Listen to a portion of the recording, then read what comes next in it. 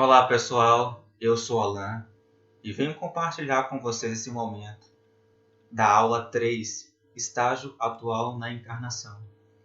Essa aula é importante porque ela nos contextualiza sobre a situação atual.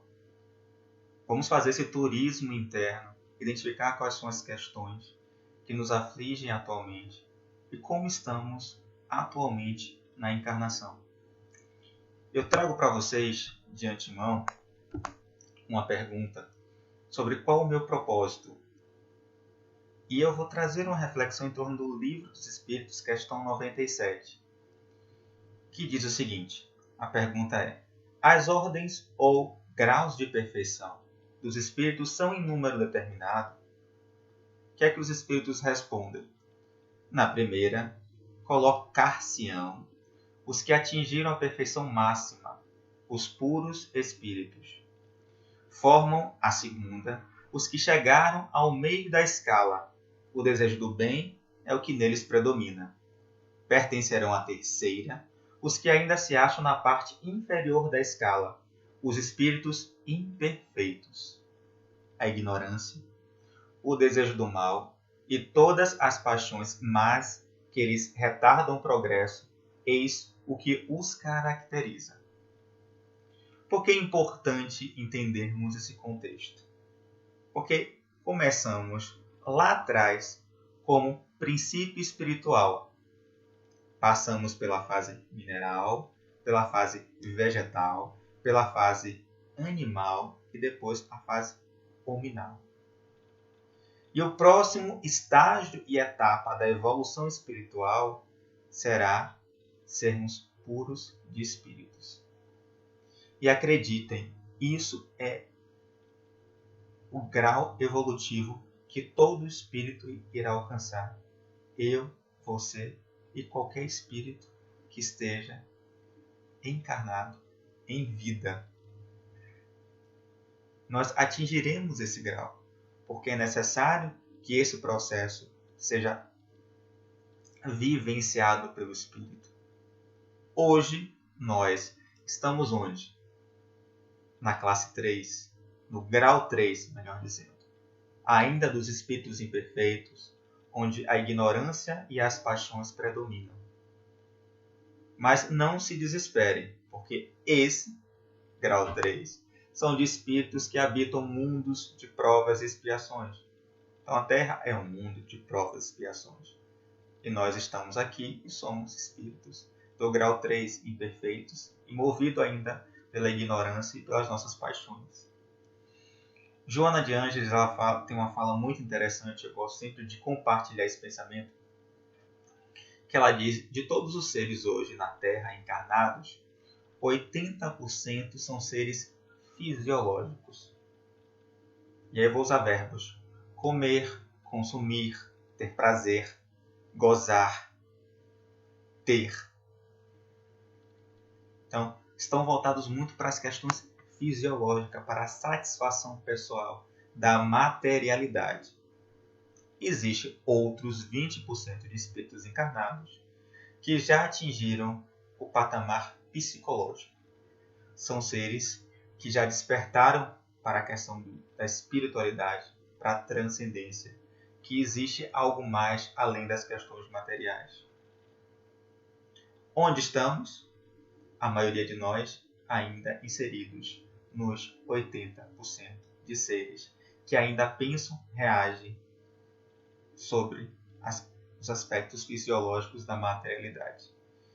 E é muito importante que a gente faça inicialmente essa análise para entendermos o que nos caracteriza. Então, a ideia da evolução espiritual é que vamos passando de um grau para outro até atingirmos os puros espíritos. Isso é uma etapa e devemos entender que isso é gradativo. A cada oportunidade da reencarnação, a cada oportunidade de vivenciarmos, experienciarmos a escola da vida, aprendemos um pouco mais, agregamos habilidades, desenvolvemos competências. Então, isso é extremamente importante. Por quê? Como diz Emmanuel, É importante que o espírito evolua 1 milímetro na encarnação, mas que ele continue sempre adiante. Então parece pouco 1 milímetro, mas se adquirirmos uma virtude, se desenvolvermos cada vez mais a amorosidade, né, com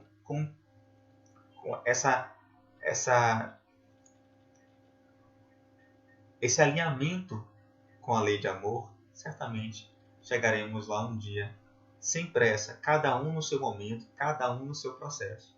Mas precisamos ter em mente essa escala, precisamos ter em mente a condição atual de espíritos ignorantes e imperfeitos, que precisam se depurar através de encarnações para chegarmos a sermos, um dia, espíritos puros. Mas e aí, qual é a trajetória que eu devo seguir, já reconhecendo que eu estou no grau 3, eu estou no mundo de provas e expiações, e que tenho que chegar ao grau 1, que é dos espíritos puros e perfeitos. Aí, o Livro dos Espíritos, novamente, questão 166, a pergunta diz o seguinte: como pode a alma, que não alcançou a perfeição durante a vida corpórea, acabar de depurar-se? Os espíritos respondem: sofrendo a prova de uma nova existência. Ó a misericórdia e a concessão divina. Então é extremamente importante entendermos que para estarmos aqui hoje, encarnados, vivenciando a experiência da ULI, assistindo a aula 3, adquirindo esse conhecimento, compartilhando essa reflexão, existe uma arquitetura divina por trás disso. Existe um planejamento que aconteceu desde o âmbito espiritual. Essa consciência nos deixa mais entendidos do processo e traz uma reflexão mais profunda também. É uma consequência disso. Porque a quem mais é dado, será mais cobrado. Se eu já não sou mais ignorante, se eu tenho um pouco de conhecimento, se eu já tenho consciência da espiritualidade, dos processos que ocorrem na minha encarnação, certamente eu consigo trilhar um melhor caminho. Então, a prova de uma nova existência é um caminho que nós temos que trilhar para a evolução espiritual. E aí vamos pensar como uma borboleta, que ela começa e nasce se desenvolve a partir de uma larva. Então, lá atrás ela foi uma larva que foi se desenvolvendo, foi amadurecendo dentro de um casulo, até chegar à fase final, ao ápice, que é se tornar uma borboleta. Nós todos um dia seremos uma borboleta. Depende de nós, do nosso esforço, nossa capacidade de entendimento, de transcender, nossa capacidade de voar, de ir além. Eu trago para vocês agora essa referência do livro Missionários da Luz, que é um aprendizado extremamente importante sobre a reencarnação. É do capítulo 13. Apresento 3 personagens para vocês: Segismundo, Raquel e Adelino. Esses 3 personagens, em uma encarnação, em uma vivência em que eles tiveram a oportunidade de compartilhar, eles se endividaram espiritualmente, se assim posso dizer. Segismundo seduziu Raquel, que terminou tendo um caso extraconjugal, traindo Adelino, que era seu esposo. Então, Segismundo desvia Raquel de suas obrigações conjugais e mata o esposo em duelo. Raquel é a esposa, que sucumbiu a um desejo, a uma paixão, e se envolveu afetivamente com Segismundo. E Adelino é um infeliz marido traído por Raquel e morto pelo rival. Então a história, esse triângulo amoroso que se desencadeou entre esses três personagens, gerou uma consequência para eles muito grande. Por quê? Quando Segismundo mata Adelino, para ficar com Raquel termina indo para um prostíbulo. Depois Raquel morre, depois Segismundo também morre. Os dois desencarnam e vão para o plano espiritual, mas todos ainda imbuídos de muita raiva, de muito rancor pela história vivida, pela triste história vivida. Só que passados os meandros no plano espiritual, Raquel e Adelino conseguem se depurar, se arrepender de todas as questões, de todos os sentimentos inferiores que eles alimentavam com relação a essa história. E conseguem reencarnar, se reencontrar, casarem e terem um filho. Então, depois de 4 anos casados e já com um filhinho primogênito, Segismundo consegue, no plano espiritual, se arrepender também, entrar nessa psicosfera que permite que ele vá para o departamento de regeneração programar sua reencarnação. Mas aí entrou outra questão. Como fazer com que Raquel e Adelino aceitem Segismundo como filho para que eles possam efetivamente se ajustarem espiritualmente. E aí, Herculano, Alexandre e André Luiz, eles trabalham para fazer com que isso aconteça, preparando Raquel e Adelino. Sempre que eles desdobravam à noite, existia todo um trabalho de convencimento para que Adelino, principalmente, que era o que tinha mais resistência à chegada de Segismundo, aceitasse que ele reencarnasse como filho.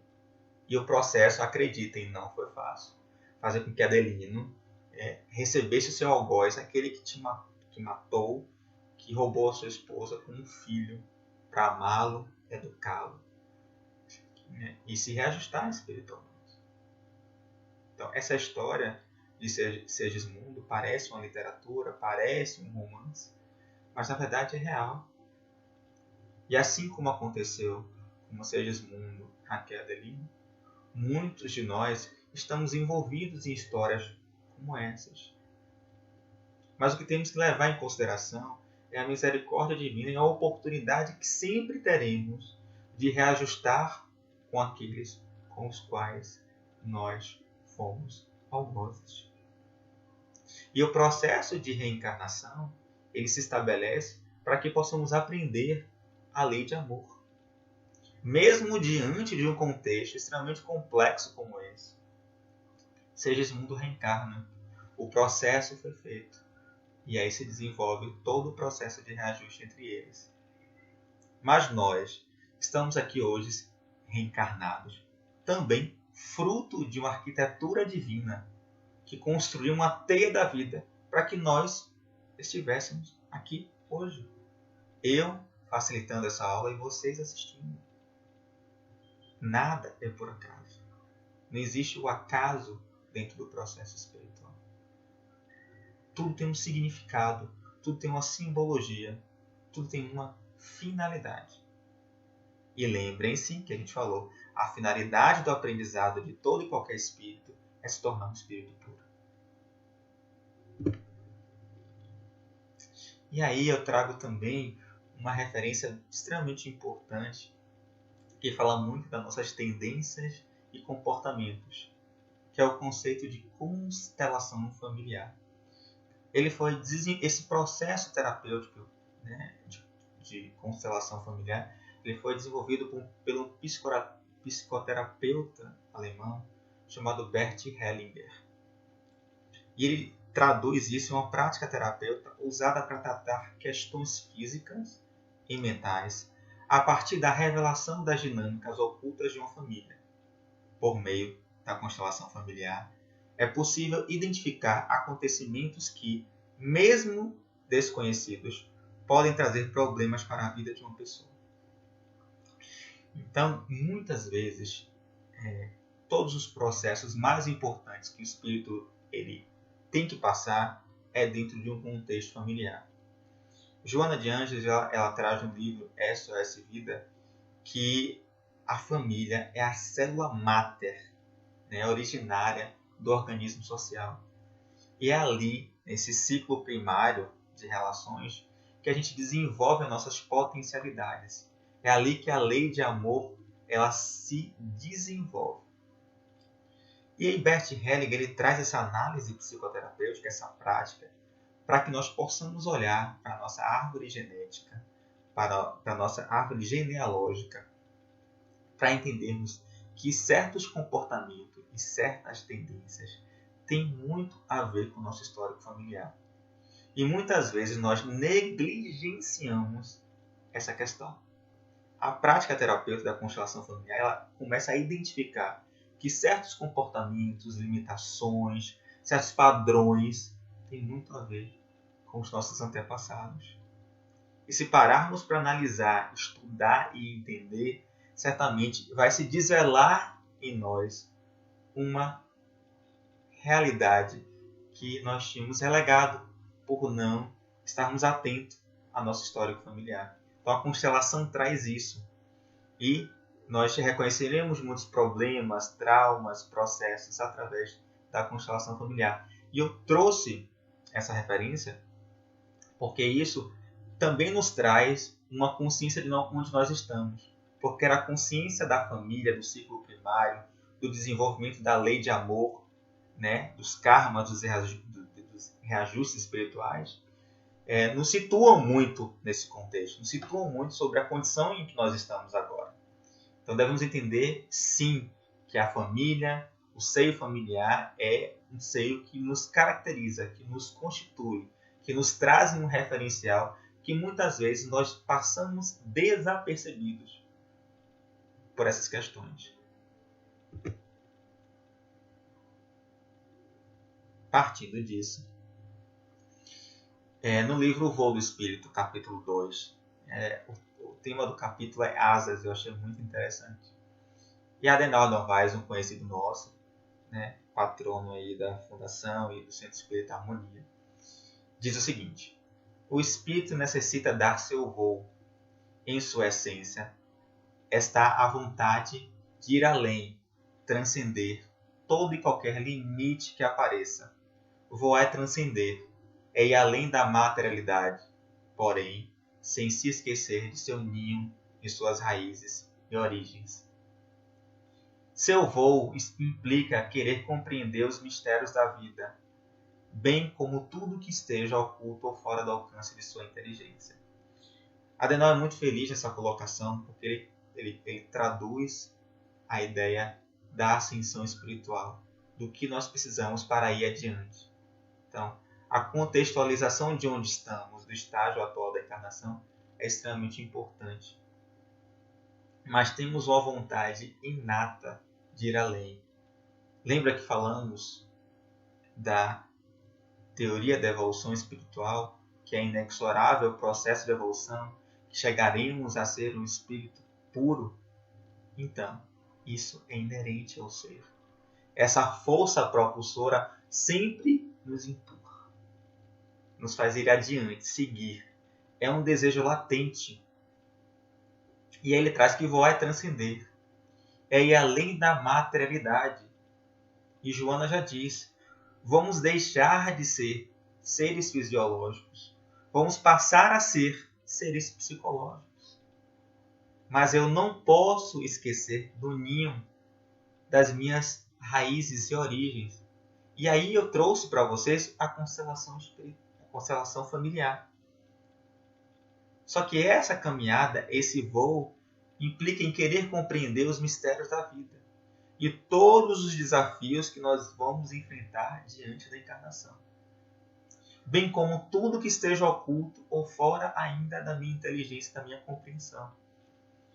Então, entender onde estamos nos dá mais força para seguirmos adiante e enfrentarmos os desafios da vida, porque a escola da vida nos convida a isso. E precisamos passar de ano, precisamos seguir adiante, precisamos gradar aí o processo de evolução espiritual. Eu quero muito ir para o processo, para o ponto 2, para o grau 2, que é uma condição melhor, onde o amor predomina, onde o bem é maior que o mal, onde as pessoas vibram na psicosfera de amorosidade, onde o amor e a caridade prevalecem. Então, quando Adenauer traz esse capítulo Asas, ele diz: as asas são o conhecimento que te empurram a seguir adiante. E todos nós temos a liberdade de sermos o que somos. Temos a liberdade de pensar e agir. Nada nos limita a irmos adiante, a não ser nós mesmos. Então, quando fazemos esse turismo espiritual, quando mergulhamos em nós, Quando olhamos para o nosso self e analisamos nossas questões, veremos que a semente divina está aqui, está dentro de nós. Transcender é fazer brotar essa semente. É deixar que essa amorosidade, todo esse sentimento positivo que existe em nós, toda essa divindade, ela floresça, ela atinge outros patamares. Precisamos sair dessa inércia, desse processo que nos limita, desse auto-sabotamento que não nos permite seguirmos adiante. Vamos olhar para nós, para o nosso processo, para o que nos trouxe até aqui. E com nossas asas, assim como diz Adenauer, seguirmos adiante.